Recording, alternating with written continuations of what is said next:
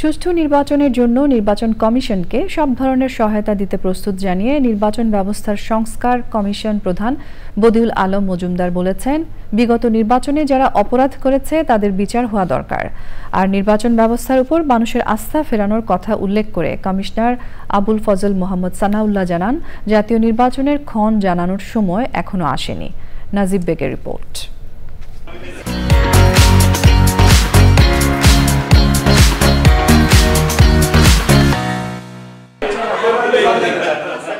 বিভিন্ন অংশীজনের সাথে ধারাবাহিক বৈঠকের পর বুধবার বিকেলে নতুন নির্বাচন কমিশনের সাথে মতবিনিময় করে নির্বাচন ব্যবস্থা সংস্কার কমিশন। প্রায় 2 ঘন্টার আলোচনা শেষে সংস্কার কমিশন প্রধান জানান, নির্বাচন সংশ্লিষ্ট সব বিষয়ে কথা হয়েছে। আলোচনা হয়েছে নির্বাচন কমিশনের দায় দায়িত্ব, ক্ষমতা, স্বাধীনতা, কিভাবে মনোনয়নপত্র করার ব্যাপারে, চূড়ান্ত করার ব্যাপারে সিদ্ধান্ত কার হওয়া উচিত, তারপরে আদালতের কি ভূমিকা থাকবে।